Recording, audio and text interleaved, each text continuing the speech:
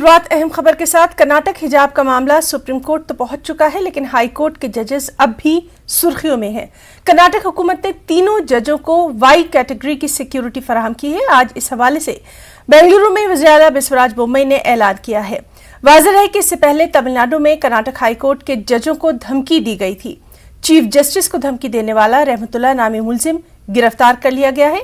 मदुरई में हुए एहतजाज में रहमतुल्लाह ने चीफ जस्टिस के लिए धमकी आमेज अल्फाज इस्तेमाल किए थे। इसके बाद बेंगलुरु के विधानसौधा पुलिस में शिकायत दर्ज की गई थी।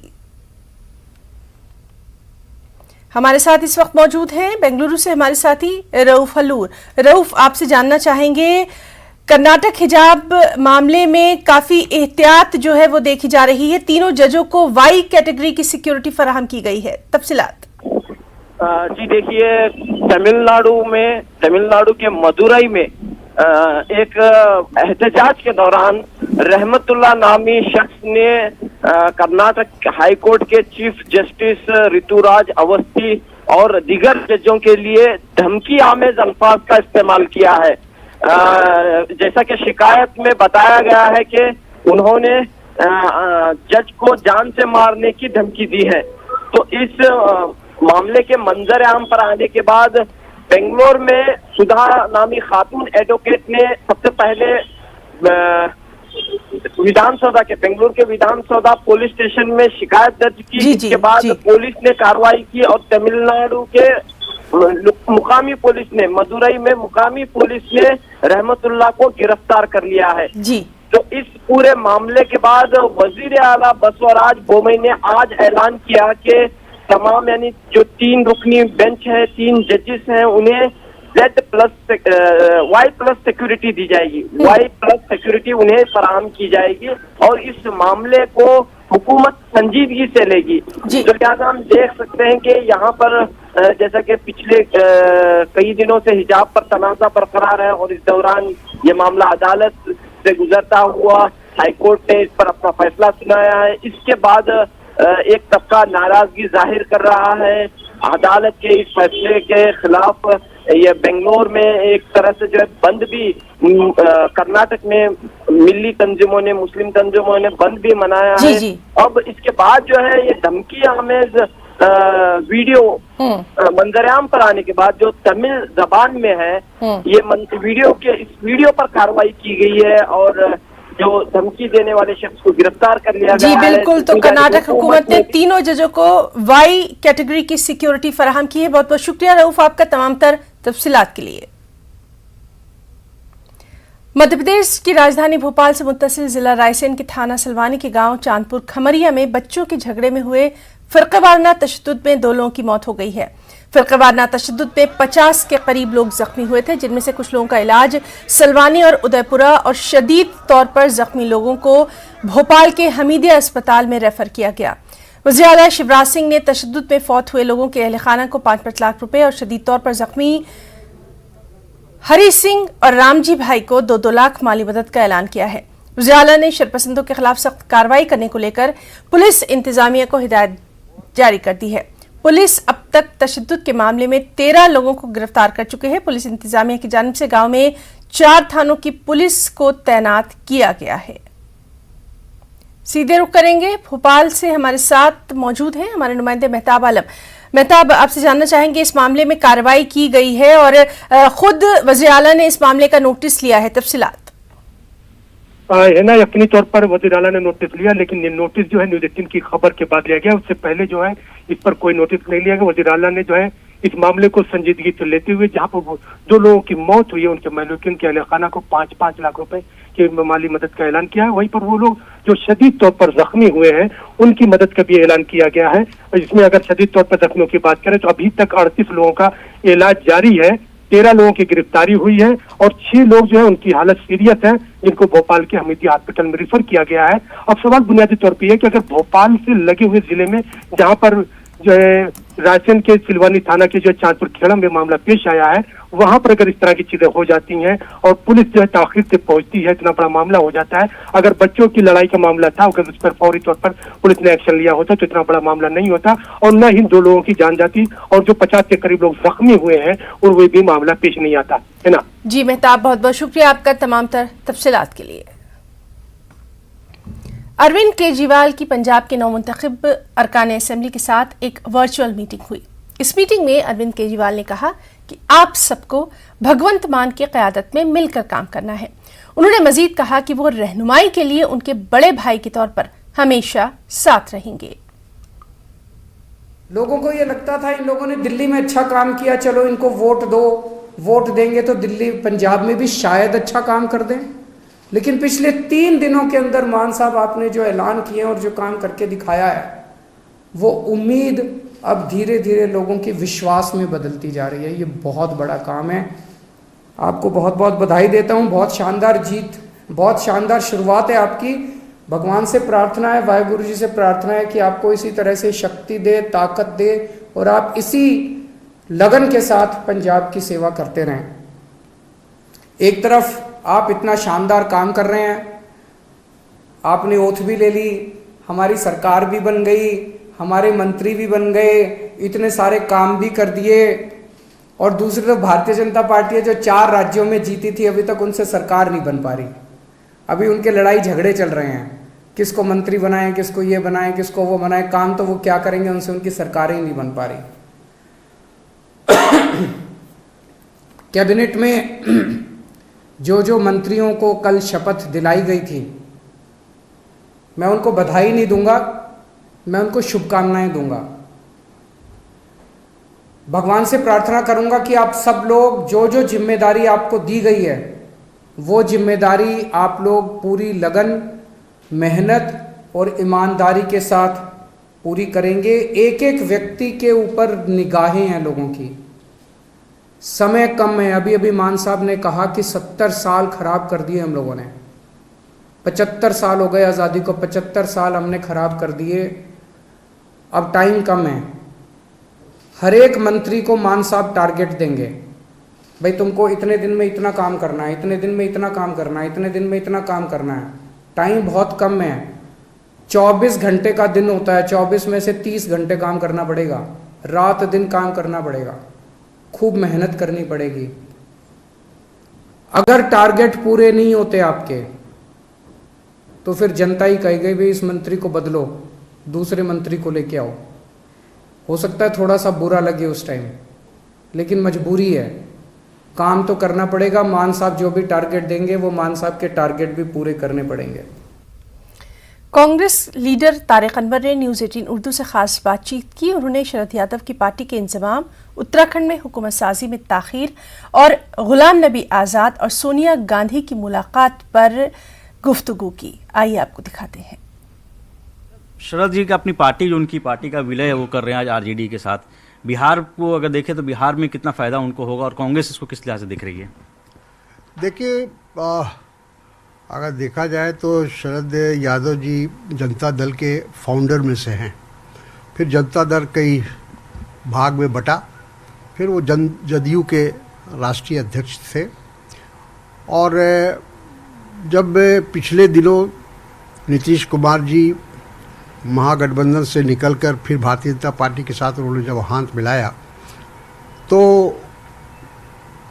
शरद यादव जी ने उसका साथ नहीं दिया, क्योंकि वो इस बात के विरोध में थे कि सांप्रदायिक शक्तियों से जदयू को हाथ नहीं मिलाना चाहिए, उनका ये स्टैंड था। लेकिन नीतीश कुमार फैसला कर चुके थे और उन्होंने भारतीय जनता पार्टी के साथ मिलकर दोबारा सरकार बनाई, तो उनको पार्टी से निष्कासित कर दिया गया था जदयू से, और तब तक वो तटस्थ थे। अब वो दोबारा आरजेडी में जा रहे हैं। मैं समझता हूँ कि वो बहुत ही देश के जाने माने वरिष्ठ नेता हैं, अब उनको फैसला लेने के में वो सक्षम हैं। सर, दूसरा एक सवाल है कि करीब 10 दिन हो गए, नतीजा है वो उत्तराखंड की बात करें, मणिपुर की बात करें, अभी तक मुख्यमंत्री कौन होगा इसका फैसला बीजेपी की तरफ से नहीं हो पाया है। सर देखिए, ये इस बात को दर्शाता है कि भारतीय जनता पार्टी में सब कुछ ठीक नहीं है। जब बहुमत प्राप्त हो गया, बहुमत के बाद सरकार बनाने में और मुख्यमंत्री तय करने में इतना विलम्ब हो रहा है, तो इससे इस बात को जाहिर होता है कि राज्य स्तर पर भी और केंद्रीय स्तर पर भी नामों को लेकर सहमति नहीं है। सर, एक आखिरी सवाल है। होली वाले दिन गुलाम नबी आज़ाद की मुलाकात हुई थी कांग्रेस अध्यक्ष से। उनसे मुलाकात करने के बाद हालांकि उन्होंने कहा कि लीडरशिप कोई इशू नहीं है, लेकिन जिस तरह से कपिल सिब्बल का बयान आया था, मनीष तिवारी ने लिखा या फिर संदीप दीक्षित ने कहा, एक तरह से चैलेंज कहने की राहुल गांधी की लीडरशिप को लेकर करते रहे ये लोग। नहीं, गुलाम नबी आज़ाद साहब ने बहुत स्पष्ट रूप से कहा कि लीडरशिप का कोई सवाल ही नहीं उठा, और ठीक है, उन्होंने अपना सुझाव दिया। और कांग्रेस अध्यक्ष का ये मानना पड़ेगा कि उन्होंने हमेशा इस बात को कहा है, वर्किंग कमेटी भी ये बात कही कि जिसको भी कोई भी किसी तरह का ग्रीवांसेस हो तो वाकई कांग्रेस अध्यक्ष को बता सकता है, व्यक्तिगत रूप से मिल के बता सकता है। सार्वजनिक अब नहीं करना चाहिए, मीडिया में नहीं जाना चाहिए, ये बात हमेशा कांग्रेस लीडरशिप ने कहा है। और यूपी के बुलंदशहर से इस वक्त की बड़ी खबर आपको दे दें। दो फरीकैन के दरमियान शदीद लड़ाई की खबर है। लड़ाई इतनी शदीद थी कि 5 खवातीन समेत 1.5 दर्जन लोगों के जख्मी होने की इत्तला आ रही है। पुलिस ने संगीन तफात के तहत 14 अफराद के खिलाफ FIR दर्ज कर ली है। मारपीट और बदसलूकी का वीडियो वायरल हो गया है और पुलिस मामले की तफ्तीश कर रही है। तो इस वक्त की अहम खबर, बुलंदशहर से 2 फरीकैन के दरमियान शदीद लड़ाई की खबर है। 5 खवातीन समेत 1.5 दर्जन के करीब अफराद जो हैं वो जख्मी बताए जा रहे हैं और पुलिस ने इस सिलसिले में संगीन दफात के तहत 14 अफराद के खिलाफ FIR दर्ज कर ली है। हमारे साथ इस वक्त मौजूद हैं हमारे रिपोर्टर प्रशांत। प्रशांत, आपसे जानना चाहेंगे क्या है ये पूरा मामला और अभी तक क्या कुछ कार्रवाई की गई? जी देखिए, बिल्कुल बता दूं आपको हिना, 14 लोगों की वो 14 धाराओं में दोनों पक्षों के खिलाफ मामला दर्ज किया गया है। हालांकि 2 पक्षों में जमकर विवाद होता है, उत्पात मचाया जाता है, जिसके बाद पथराव और गाली गलौज का वीडियो सोशल मीडिया पर जमकर तेजी से वायरल भी होता है, जिसके बाद स्थानीय पुलिस संज्ञान लेके 14 धाराओं में मुकदमा पंजीकृत कर कड़ी कार्रवाई करती है। जिस तरीके से योगी आदित्यनाथ की जब से पुणे सरकार बनी है, लगातार एक्शन लगातार जारी है। जिस तरीके से पहले भी योगी सरकार का लगातार एक्शन जारी था, उसी तरीके से अब भी लगातार एक्शन जारी है।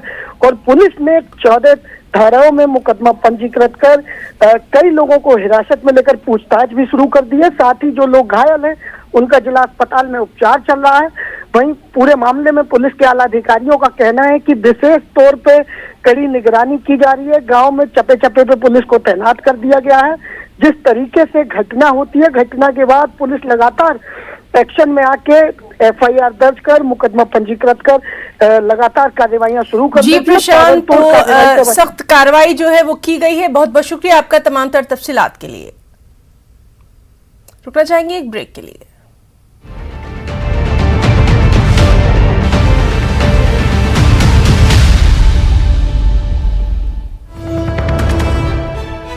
एक और अहम खबर, पाकिस्तानी शहरी समीरा रहमान को जल्द रिहा कर दिया जाएगा। अपनी 4 साला बेटी के साथ पाकिस्तान वापस होंगी समीरा रहमान। जराए के हवाले से ये खबर आ रही है। आपको बताएं कि फिलवक्त बेंगलुरु की जेल में है समीरा रहमान। दरअसल समीरा 2017 में गैरकानूनी तरीके से हिंदुस्तान में आई थी और 4 साल तक पाकिस्तान ने समीरा को अपना शहरी नहीं माना था, इसीलिए अपने मुल्क वापस नहीं हो पाई थी समीरा रहमान। और अब ये खबर आ रही है कि पाकिस्तानी शहरी समीरा रहमान को जल्द रिहा कर दिया जाएगा।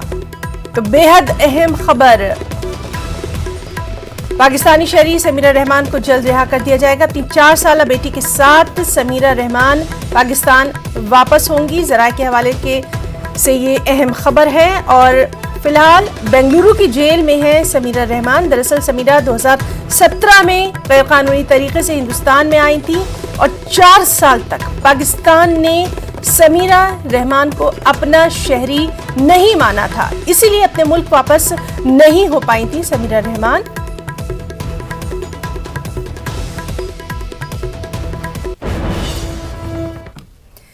जराये के मुताबिक पंजाब के शहर सियालकोट में धमाके हुए हैं, आग लग गई है। कहा जा रहा है कि धमाकों की आवाज़ दूर दूर तक सुनाई गई है। धमाकों के बाद आग के शोले भी दिखाई दिए। जराये के मुताबिक सियालकोट का शहर महफूज है। मुख्तलिफ अफवाहें गर्दिश कर रही हैं जिनकी तस्दीक नहीं हो सकी है। ये भी कहा जा रहा है कि सियालकोट के शहर के करीब देहात बलानवाला में मुमकिन तौर पर आतिशबाजी के गोदाम में आग लग गई।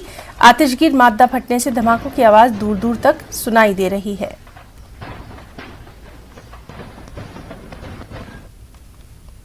पाकिस्तान में इमरान खान की हुकूमत को अपोजिशन ने फिर एक बार ललकारा। मुत्तहदा अपोजिशन ने पीर को ऐवान में तहरीक अदम एतमाद पेश न होने की सूरत में ऐवान में धरना देने का ऐलान किया है। पाकिस्तान पीपल्स पार्टी के चेयरमैन बिलावल भुट्टो जरदारी का कहना है कि अगर स्पीकर पीर के दिन अदम एतमाद पेश नहीं करते तो हम ऐवान से नहीं उठेंगे और OIC की कॉन्फ्रेंस नहीं करने देंगे। हम एहतजाजन फ्लोर पर बैठे रहेंगे जब तक कि हमारा हक नहीं दिया जाता। बिलावल भुट्टो ने पाकिस्तान के वज़ीर-ए-आज़म इमरान खान पर इल्जाम लगाया कि वो गैर जमहूरी रवैया अपना रहे हैं और अब वो ताकत का इस्तेमाल करने पर उतर आए हैं।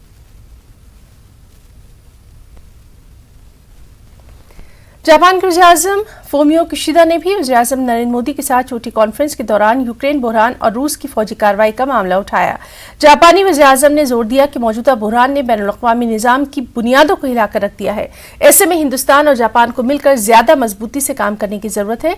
दोनों मालिक के दरमियान होने वाली छोटी कॉन्फ्रेंस में जापानी क़यादत ने यूक्रेन जंग को रोकने के लिए हिंदुस्तान के ताउन पर भी जोर दिया। यूक्रेन में इंसानी इमदाद फराहम करने के लिए इकट्ठे होने की पेशकश भी की। नकल मकानी करने वाले यूक्रेनी लोगों की मदद के लिए जापान ने यूक्रेन के कई पड़ोसी ममालिक को $100 मिलियन की माली इमदाद का ऐलान किया है। भारतीय सेक्रेटरी खारजा डॉक्टर हर्षवर्धन श्रृंगला, जिन्होंने दोनों ममालिक के दरमियान बातचीत के बाद मीडिया से बातचीत करते हुए कहा कि वज़ीर-ए-आज़म किशिदा और मोदी के दरमियान होने वाली बातचीत में यूक्रेन का मसला भी नुमाया था। पीएम मोदी ने यूक्रेन की सूरत हाल पर अपनी तशवीश का इजहार किया। हिंद बहरुल काहिल के तनाजुर में इस तरक्की के बारे में अपना अंदाजा भी शेयर किया।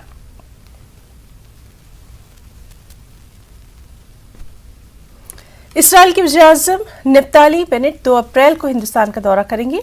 वज़ीर-ए-आज़म नरेंद्र मोदी की दावत पर नफ्ताली हिंदुस्तान के दौरे पर आने वाले हैं। इसराइली वज़ीर-ए-आज़म के दफ्तर ने इस बात की जानकारी दी है। इम्कान है कि दोनों ममालिक के दरमियान ताल्लुकात को मजीद मुस्तहकम करने के लिए मुख्तलिफ उमूर पर बातचीत की जाएगी।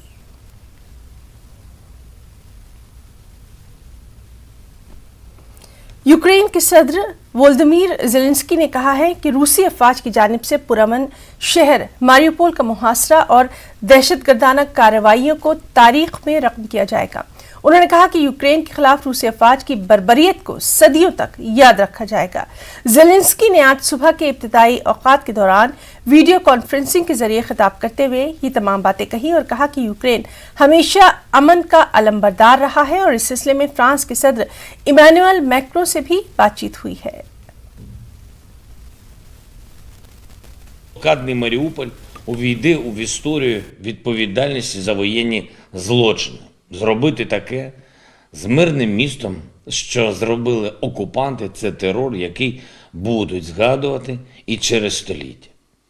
І чим більше українці говорять про це світові, тим більше ми знаходимо підтримки. Чим більше Росія застосовує терору проти України, тим гірше наслідки наступають для неї. पोप फ्रांसिस ने यूक्रेन के कुछ बच्चों से खास मुलाकात की। ये बच्चे अपने वतन पर रूसी हमले से बच गए थे और इस वक्त रोम के वेटिकन सिटी के बच्चों के अस्पताल में जेर इलाज है। रिपोर्ट के मुताबिक बॉम्बिनो गेसो अस्पताल में इस वक्त 19 यूक्रेनी पनाहगज़ीनों की देखभाल की जा रही है। दूसरे हमले के नतीजे में लगने वाले जख्मों का इलाज भी यहाँ किया जा रहा है। वेटिकन सिटी वापस आने से पहले पोप फ्रांसिस ने तमाम मरीजों से उनके कमरों में मुलाकात की। फ्रांसिस ने जंग की बर्बरियत और ख़ास तौर पर महलूक यूक्रेनी बच्चों और जख्मियों के बारे में बातचीत की।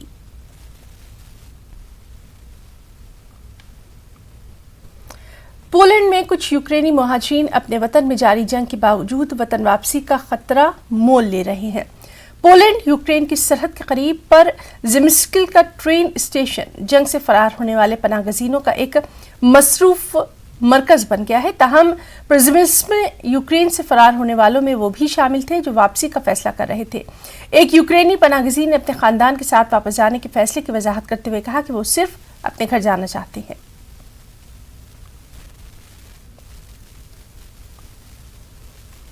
रूस और यूक्रेन के बीच जंग की वजह से यूक्रेन के बाशिंदों को शदीद मुश्किलात का सामना है। जंग की वजह से रोजमर्रा के इस्तेमाल की अशियाए ज़रूरिया की कीमतें आसमान छू रही हैं।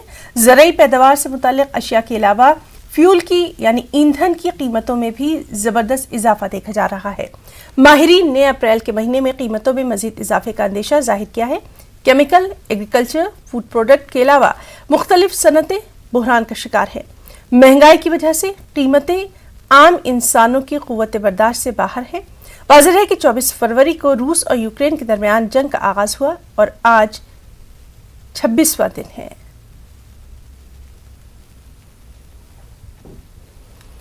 अफगानिस्तान से खबर है जहां हालात रोज बद से बदतर होते जा रहे हैं। अफगानिस्तान में यूनिसेफ की नुमाइंदा ने कहा कि इस वक्त अफगानिस्तान शदीद तरीन बहरान से दूचार है। 13 बिलियन बच्चों को इंसानी हमदर्दी की बुनियाद पर बरवक्त मदद की जरूरत है। 10 में से 8 अफराद आलूदा पानी इस्तेमाल करने पर मजबूर हैं। इन दिनों पोलियो की वजह से भी बच्चों की अमवात में इजाफा देखा जा रहा है। रिपोर्ट में कहा गया कि गुज़िश्ता 70 साल से यूनिसेफ अपनी सरगर्मियां जारी रखे हुए है और अफगानी बच्चों को मौजूदा बहरान से बचाने के लिए यूनिसेफ की जानिब से मजीद इक़दामात किए जाएंगे। To be a child. There are huge challenges right now in being a child. There are 13 million children in need of humanitarian aid. There are 4 million children out of school. We know that 8 out of 10 people in Afghanistan are drinking water that's infected with bacteria. We know that there are outbreaks of measles. We've already had a death from polio this year. We need to do better for the children of Afghanistan. That is why UNICEF is here. We've been here for 70 years. We're staying and we are committed to working with the de facto authorities to really invest in children. America के जुनूब में वाक़ मुल्क chilli में vaccination के खिलाफ अवाम ने बड़े पैमाने पर एहतजाज किया है। एहतजाजियों ने सदारती महल के सामने धरना देते हुए नारे लगाए। एहतजाजी हाथों में प्लेकार्ड थामे हुए थे। प्लेकार्ड पर काफिला सच्चाई की जानिब कोई वबा नहीं है, डिक्टेटरशिप है नारे तहरीर किए हुए थे। एहतजाजियों ने स्पेन के वैक्सीनेशन मुखालिफ डॉक्टर कैंपरा का हवाला देते हुए कहा कि वैक्सीन की तैयारी में जहरीला मादा ग्राफीन है जिसके जरिए बच्चों और बड़ों को हलाक किया जा रहा है। उन्होंने वैक्सीन को इंसानी नस्लकुशी से ताबीर किया। Contienen grafeno, están matando a los niños, están matando a los adultos. Esto está comprobado. El doctor Campra en España analizaron los viales y está certificado que las vacunas contienen grafeno, óxido de grafeno. Entonces, si nosotros permitimos, estamos siendo cómplices de जिंदगी में मेहनत और लगन से कुछ भी मुमकिन है। न्यूज़ 18 की पहल बायजूस यंग जीनियस में हम कई ऐसे बच्चों से मिले जिन्होंने अपने अज़्म के साथ वो कर दिखाया जो उनकी उम्र में नामुमकिन नजर आता था। आनंद नरसिम्हन ने इस हफ्ते के एपिसोड में सिद्धार्थ पिल्लई के साथ बातचीत की है। आइए एक नजर डालते हैं।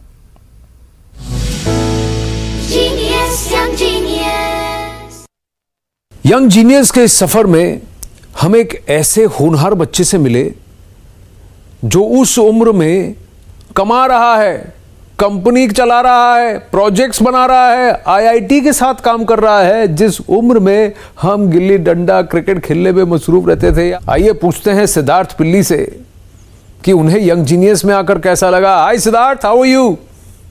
Hello sir, I am doing fine. How was your experience being a part of Byju's young genius season 2? It was honestly very great. जैसे मैं आपको मिला था वो सब, it was really great honestly, and meeting all the crew, the entire journey, the shooting, it was honestly a very great experience for me. Were you nervous as you walked onto the stage, walked onto the set? Honestly, I was a bit nervous, but once I got that continuity, it was really exciting, and the whole journey was really memorable one. What is it that you're working on now? I believe you're doing some project with IIT, right? There is a pretty big news that's going to be coming forward. I mean, I can't really reveal yet, but My crew would be just a big company. Mostly it's an MNC, it's a global worldwide company. I'll be working with a global worldwide company in just like a few weeks or so. And mostly I will be working as a research engineer. Wonderful. Please convey my regards to your parents, to your family, and of course to all of them at your office, at your workplace. Continue to shine on, Siddharth. Wonderful speaking with you. Thank you so much. It has been great interacting with you.